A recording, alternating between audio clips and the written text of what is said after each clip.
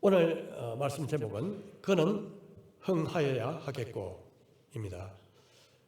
우리 말씀 한 절씩 읽고 마지막 절 같이 읽도록 하겠습니다. 요한이 아직 옥에 갇히지 아니하였더라.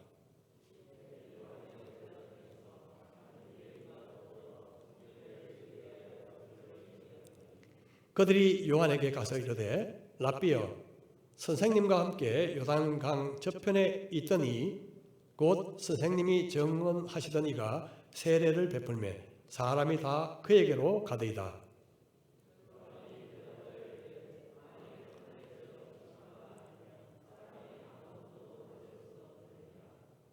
내가 말한 바 나는 그리스도가 아니요 그의 앞에 보내심을 받은 자라고 한 것을 증언할 자는 너희니라.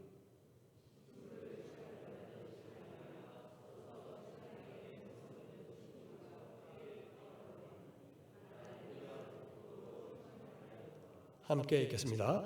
그는 흥하여야 하겠고 나는 쇠하여야 하리라 하니라. 아멘. 오늘 요한복음 3장을 마무리하는 시간입니다. 지금까지 보면 몇 가지 중요한 사건이 있었죠. 첫째는 가나 혼인잔치에서 예수님께서 물을 포도주로 만드신 사건이었고, 둘째는 성전에서 매매하는 자, 돈 바꾸는 자들을 쫓아내셔서 성전을 청결하게 하신 사건이었으며, 마지막은 바로 한밤중에 니고데모와 만나신 사건이었습니다. 이 세 가지 사건을 보면 뭔가 공통점이 있는 것 같습니다. 그것은 모두 낡고 생명력을 잃은 유대교의 모습을 암시하고 있다는 것입니다. 유대교가 무엇일까요? 한마디로 정의하기는 불가능하지만 유대교는 일단 유대인들이 믿는 종교입니다. 어떤 사람들은 유대교나 기독교나 같은 뿌리니 별 차이가 있을까 그렇게 생각하지만 그렇지 않습니다. 아주 중대한 차이가 있죠.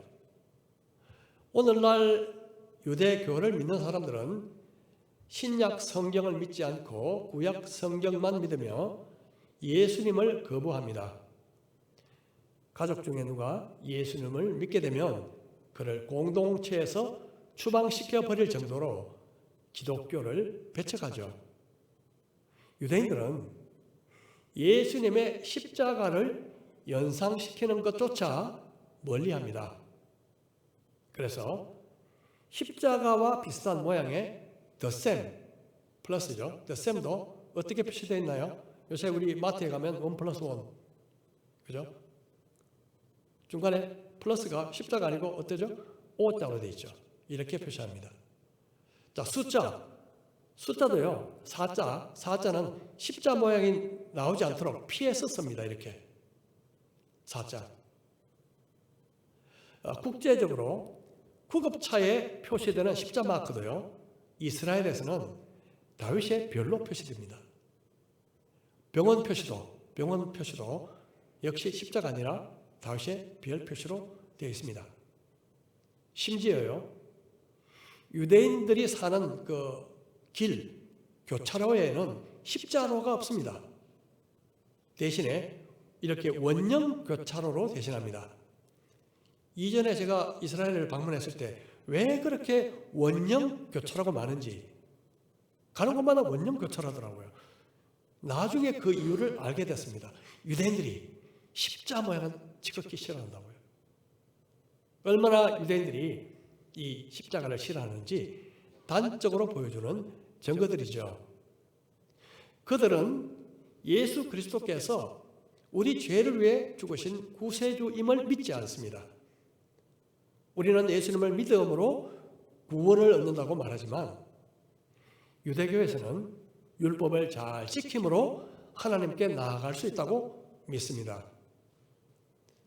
특히 예수님 당시 유대교를 신봉하던 그 유대인들은 자신들만이 선택받은 선민 사상, 그리고 율법주의, 그리고 이 구전으로 내려오던 전통을 중요시한 나머지 굉장히 형식적이고 위선적인 삶으로 변질되어 있었습니다. 새 술은 새 부대라는 그런 예수님의 말씀이 있죠. 유대교는 형식과 전통에 집착해서 굳어져 버린 낡은 가죽 부대와 같았습니다.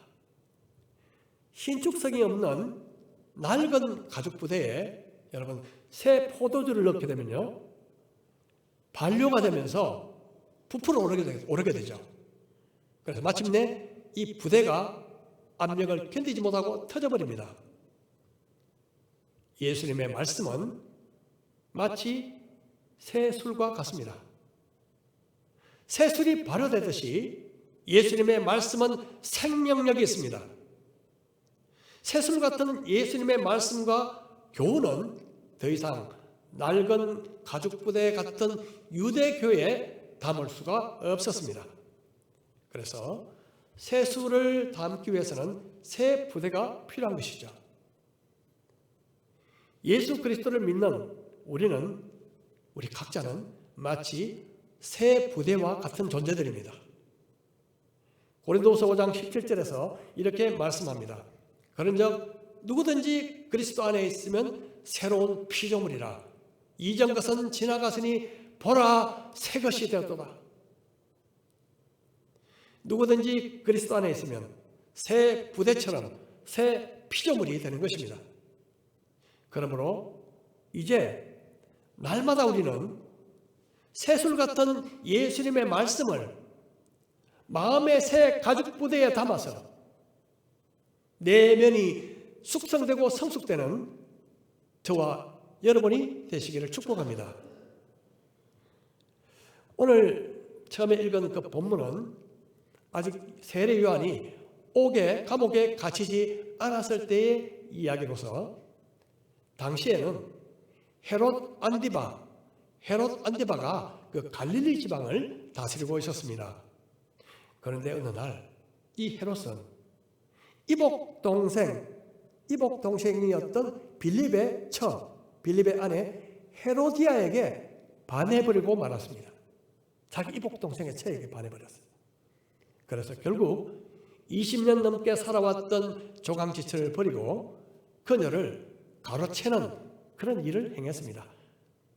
이 악한 일에 대해 세례 요한이 당신의 한 일은 잘못이요 책망하자 헤롯과 이 헤로디아는 앙심을 품고 세례 요한을 감옥에 가두어 버렸죠.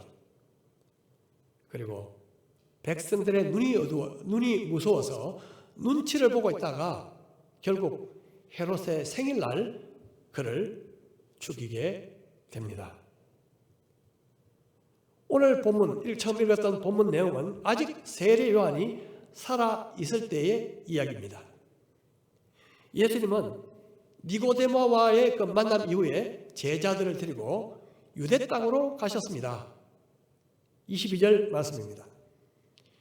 그 후에 예수께서 제자들과 유대 땅으로 가서 거기 함께 유하시며 세례를 베푸시더라.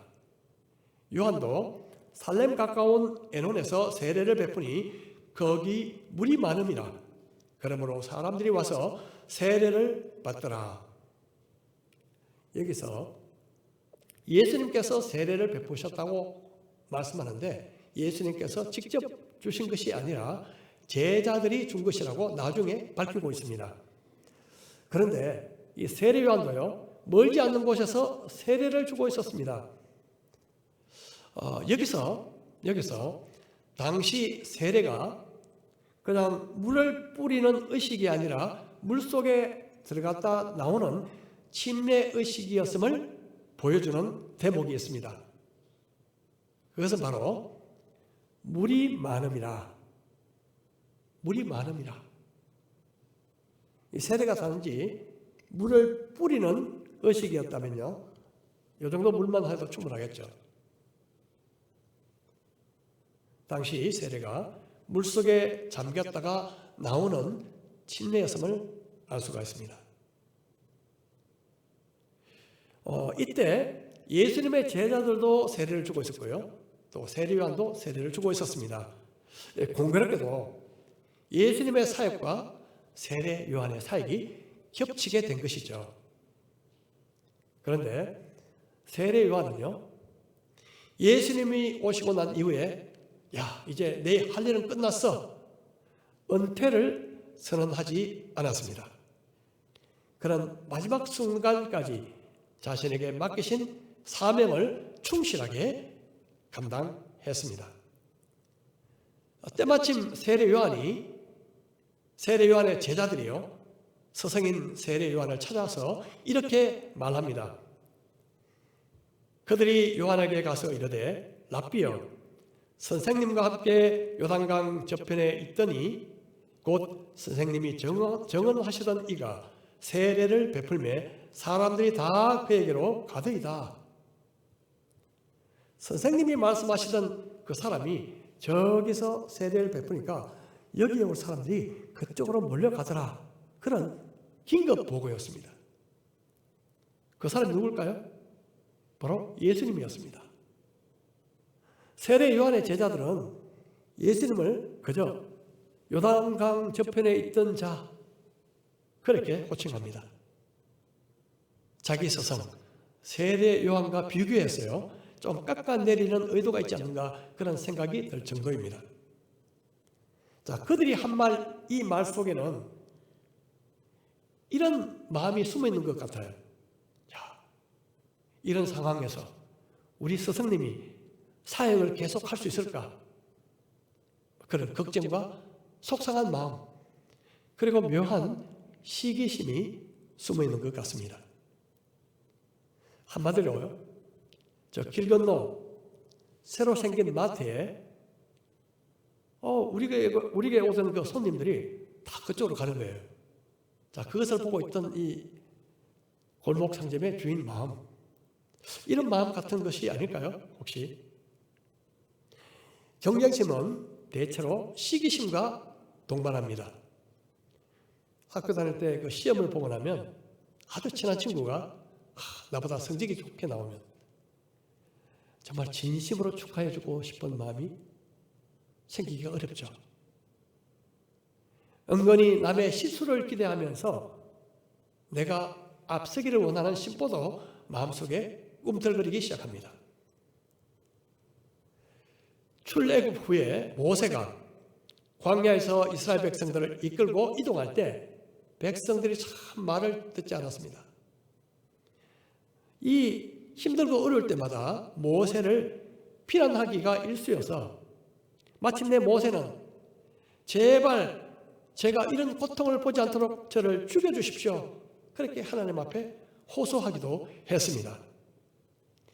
이때 하나님이 주신 해결책이 있었는데요, 이스라엘의 노인들 중에서 장로와 지도자가 될 만한 70명에게 성령을 임하게 하셔서 모세와 함께 짐을 나누도록 하는 것이었습니다.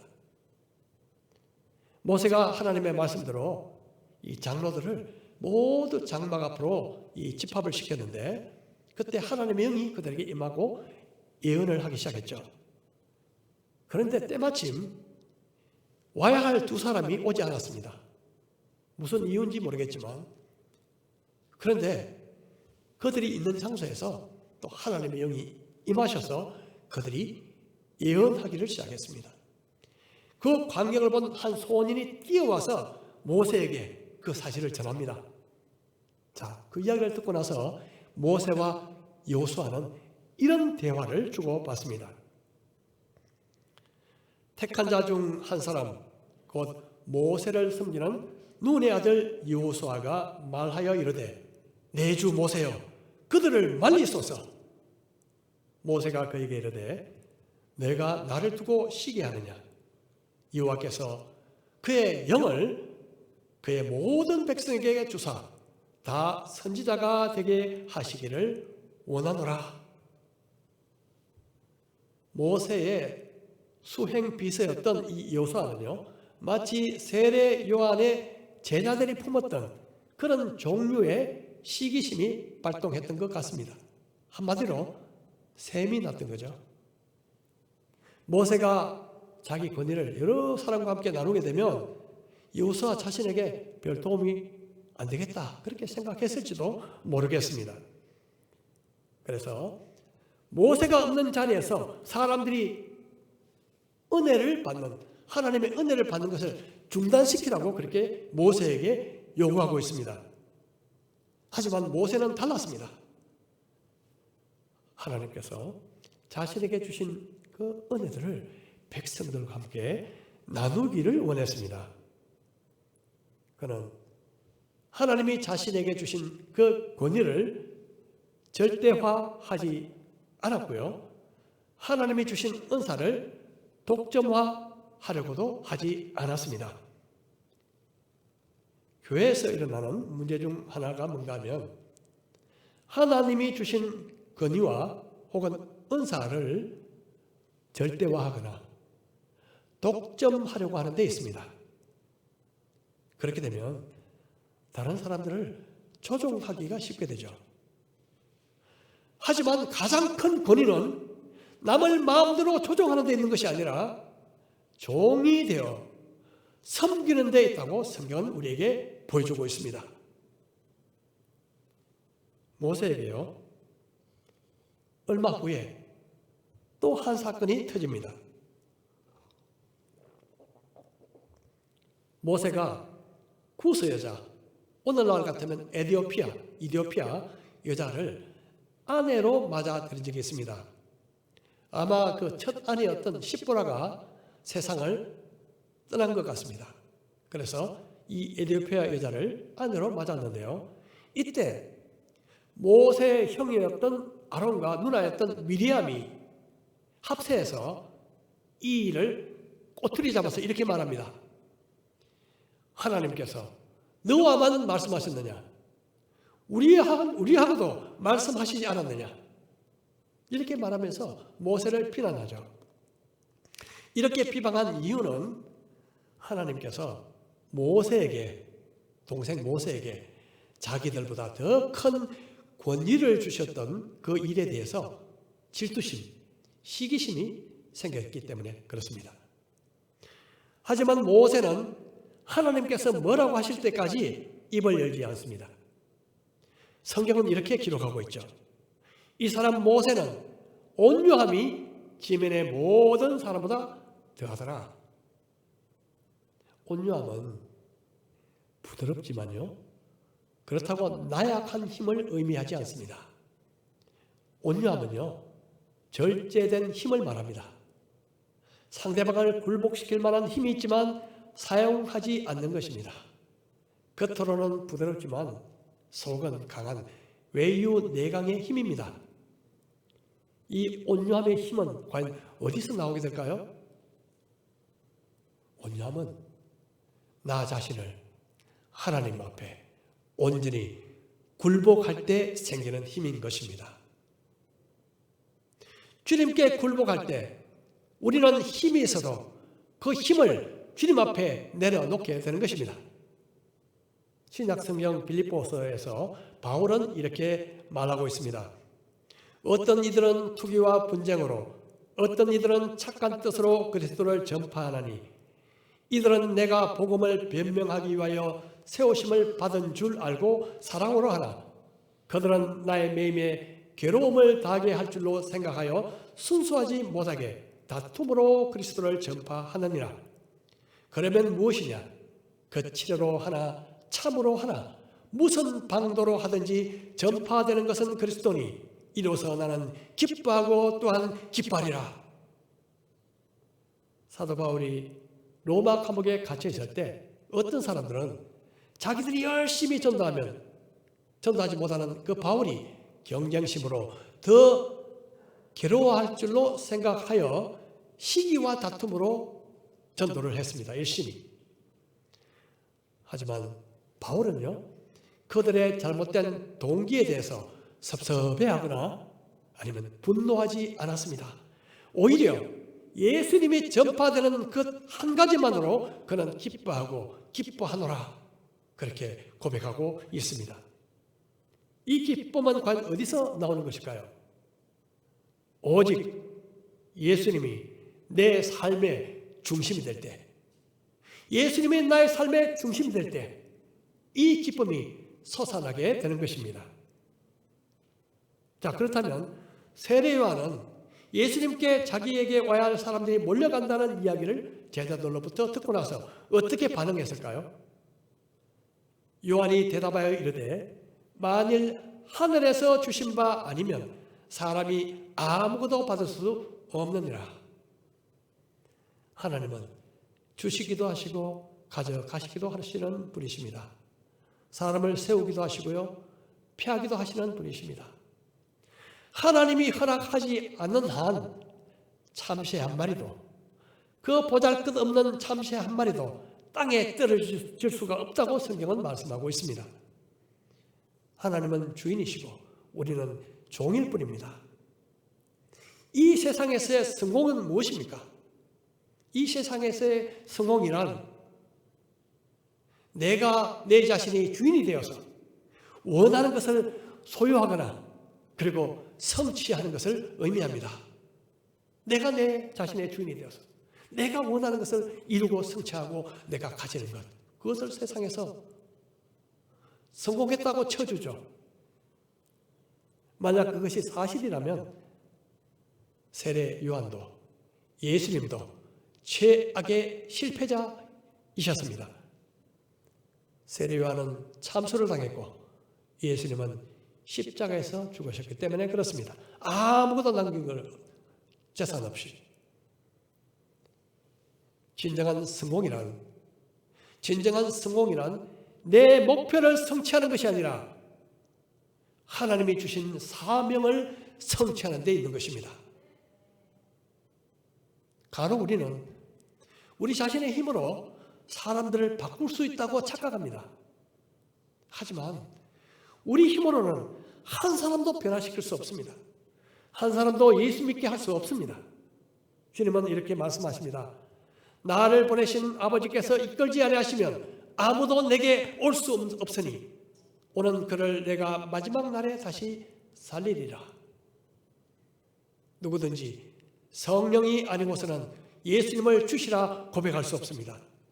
하나님이 역사하지 아니하시면 아무도 예수님을 믿기 위해서 예수님 앞에 나아올 수 없습니다.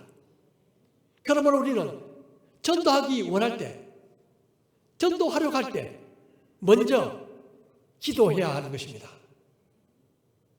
바울이 제2차 전도 여행 때 빌립보에 있는 한 강가에서 우연히 몇 여자를 만나서 전도하게 됩니다. 그 중에 특별히 한 여인이 관심을 가지게 되죠. 두아디라시에 있는 자색 옥감 장소로서 하나님을 섬기는 루디아라 하는 한 여자가 말을 듣고 있을 때 주께서 그 마음을 열어 바울의 말을 따르게 하신지라. 바울이 말씀을 전했을 때 루디아라는 그런 옷감 장사 한 여인의 마음이 움직였습니다. 바울의 말을 듣고 감동해서가 아니라 주님께서 그녀의 마음을 여셨다고 말씀하고 있습니다. 제가 몇 년 동안 매주 만나 또 말씀을 나누고 함께 기도하는 한 형제가 있습니다. 그는 자기 그 주위 사람들에게 자기가 교회 나간다고 하면요 다 놀란다고 해요. 그 정도로 교회와 거리가 먼 형제였습니다. 그런데 최근에 보니까 심각한 문제에 빠진 한 친구를 위해서 마치 자기 일처럼 열심히 간절히 기도하는 그 모습을 보고 저는 참 큰 감동과 은혜를 받았습니다. 그를 변화시키시고 그 안에서 일하시는 분은 제가 아니라 하나님이십니다. 저는 한마디로 주님의 택배 기사에 불과합니다. 주님께 받은 말씀을 그냥 배달하는 역할이죠. 말씀으로 우리 안에서 신비롭게 역사하셔서 하나님을 향한 열망을 우리에게 주시고 기도하게 하시고 말씀을 깨닫게 하시고 순종하게 하시는 분은 바로 하나님 그분이십니다. 우리는 단지 주님의 심부름꾼일 따름입니다. 세례 요한의 말은 다음 절로 이어집니다. 내가 말한 바 나는 그리스도가 아니요 그의 앞에 보내심을 받은 자라고 할 것을 증언할 자는 너희니라. 세례 요한은 자기 위치를 지킬 줄 알았습니다. 그는 그리스도가 아니라 단지 주님이 오실 길을 예비하는 역할을 할 수 있는 그 일을 위해서 보내심을 받은 자, 그렇게 자신을 소개할 뿐입니다. 만일 예수님이 오시면 그의 역할은 자연스럽게 축소되거나 사라지게 될 것입니다. 제 사촌 동생 중에 최근에 그 5 쌍둥이 출생을 도와서 TV나 신문에 종종 등장한 산부인과 의사가 있습니다. 그런데 한 프로그램에서 국민 MC로 잘 알려진 그 진행자가 그 동생 이름 앞에 한자를 붙이더라고요. 갓 누구누구, 갓 하나님, God, 갓 누구누구, 이런 호칭을 하더라고요. 그런데 그 말은 산모들이 붙여준 말이랍니다. 그 분야에서는 아주 신적인 존재다, 그런 뜻이겠죠. 그런 의미겠죠. 그저 존경심으로 붙인 말이라고 생각되지만 신앙적인 입장에서 보면 섬뜩한 이름이 되고 맙니다. 마치 하나님처럼 능력이 있다는 인상을 주기 때문에 그렇습니다. 가만히 생각해 보면요, 마치 우리 자신이 스스로 하나님이 된 것처럼 살아갈 때, 그러면 그렇게 착각하고 살아갈 때가 너무나 많은 것 같습니다. 전혀 그렇지 않다고요? 한 가지 분명한 증거를 댈 수 있습니다. 여러분, 무슨 일을 시작하시든지 기도하고 시작하십니까? 무슨 일을 결정하실 때 기도하고 결정하십니까? 무슨 행동을 하려고 할 때 기도하고 행동하십니까? 무슨 일을 하든지 기도하지 않고, 무슨 결정을 하든지 내 생각대로 결정하고, 무슨 행동을 할 때 기도하지 않고 행동하고, 이것이 바로 우리가 우리 자신의 주인이 되고 있다는 증거가 아니면 무엇이겠습니까? 평상시에 하나님을 신뢰하지 않고 살아가는 모습 자체가 바로 내가 하나님처럼 살아가고 있다, 그런 증거인 것입니다. 우리는 매 순간 시시때때로 하나님만을 의지해야만 살아갈 수 있는 그런 연약한 존재입니다. 세례 요한의 말이 이어집니다. 신부를 취하는 자는 신랑이나 서서 신랑의 음성을 듣는 친구가 크게 기뻐하나니 나는 이러한 기쁨으로 충만하였노라. 그는, 우리 같이 한번 읽어볼까요? 시작. 그는 흥하여야 하겠고 나는 쇠하여야 하리라 하니라. 여기서 세례 요한이 말을 끝맺습니다. 구약 성경에서는 종종 이스라엘 민족을 하나님의 신부로 지칭했죠. 신약 성경에서는 교회를 그리스도의 신부로 부릅니다. 아직 물론 교회가 생기지는 않았지만 세례 요한은 예수님을 통해서 하나님 나라의 공동체가 이루어져 가고 있는 모습을 보면서 너무 기뻤습니다. 예수님이 신랑이시라면 자신은 그저 신랑을 돕고 섬기는 들러리에 불과한 존재다, 그렇게 고백하고 있습니다. 여러분, 결혼식이 끝나도 신랑 신부는 남지만 들러리는 무대에서 사라지게 됩니다. 들러리는요, 결코 신랑의 경쟁 상대가 아닌 것입니다. 세례 요한은 이제 자신의 역할이 끝나감을 느꼈고 그것을 기쁨으로 받아들였습니다. 저와 여러분은 어떻게 이런 상황 속에 있으면 어떻게 하시겠습니까? 내 역할이 끝나갈 때 우리는 과연 어떻게 해야 할까요? 어떤 시인이 이렇게 노래했습니다. 가야 할 때가 언제인가를 분명히 알고 가는 이의 뒷모습은 얼마나 아름다운가. 가야 할 때가 언젠가 분명히 알고 가는 이의 뒷모습이 얼마나 아름다운가. 봄한철 격정을 인내한 나의 사랑은 지고 있다. 분분한 낙화, 결별이 이루어가는 축복의 사역, 지금은 가야 할 때. 무성한 녹음과 그리고 머지않아 열매 맺는 가을을 향해서 나의 청춘은 꽃답게 죽는다. 그렇습니다. 가야 할 때 가는 사람, 지워져야 할 때 지워지는 사람이 아름답습니다. 하나님의 사람은 주님 앞에서 자신을 지울 줄 아는 사람입니다. 누군가가 바다가 언제나 싱싱하게 푸른 이유를 이렇게 말했습니다. 그 이유는 뒷물결이 항상 앞물결을 지워내고 있기 때문이다. 참 멋있는 말이죠. 뒷물결이 항상 앞물결을 지워내기 때문에 바다가 항상 싱싱하고 푸르다. 그렇게 이야기했습니다. 타인에 의해서 억지로 지워지는 사람도 있습니다.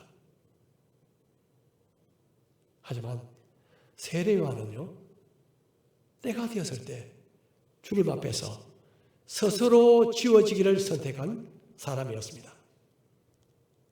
그 이유가 무엇이었을까요? 왜 그랬을까요? 한 가지 이유입니다. 오직 예수 그리스도를 나타내기 위해서. 오직 예수님을 나타내기 위해서. 많은 사람들은 내 자신이 없으면 절대 안 될 사람으로 남고 싶어 합니다. 내 자신이 절대 없으면 안 될 사람. 하지만 주님 앞에서는요, 내가 없어도 될 사람으로 남는 것이 더 아름다운 사람입니다. 진정한 그리스도인은 내가 없어도 되는 사람입니다. 주님만 있으면 되는 사람입니다. 주님의 이름을 드러내기 위해서 기꺼이 자기 이름을 지우는 사람입니다. 바울은 생사를 알 수 없던 그 로마 감옥에서 이렇게 고백합니다. 빌립보서 1장 21절. 이는 내게 사는 것이 그리스도니 죽는 것도 유익함이라. 예수님을 내 삶 속에 나타내기를 원하십니까? 그럼 한 가지 선택만이 있을 뿐입니다. 그것은 내가 지워지는 것입니다. 내 생각도, 내 야망도, 내 꿈도, 내 계획도, 내 정욕도 모두 함께 십자가에 못 박혀 죽고 지워질 때 비로소 그리스도의 사람다운 사람이 될 수 있는 것입니다. 자신이 죽기를 원하는 사람은 아무도 없습니다. 하지만 그리스도의 사람이 되기 위해서는 내가 죽는 길밖에 없습니다. 내가 지워지는 길밖에 없는 것입니다. 마치 우리가 유화 그림을 그릴 때 밑에 색깔을 지우고 더듬히는 것처럼 우리가 매일매일 나의 흔적을 지우고 오직 주님으로 더듬고 살아가는 삶, 주님으로 더듬고 살아가는 삶, 이것이 진정한 예수 그리스도의 사람인 것입니다. 그래서 바울도 나는 날마다 죽노라, 나는 날마다 죽노라 그렇게 고백했습니다. 이렇게 살아가야 할 이유는 무엇일까요?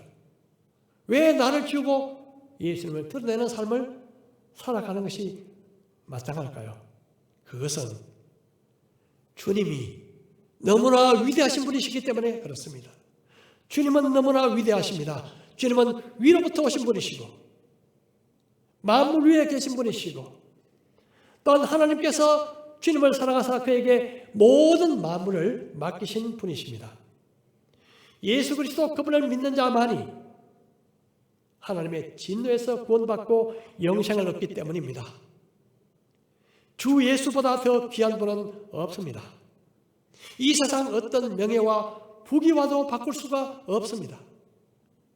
예수님만이, 예수 그리스도만이 우리의 삶 속에서 더 흥해질 수 있도록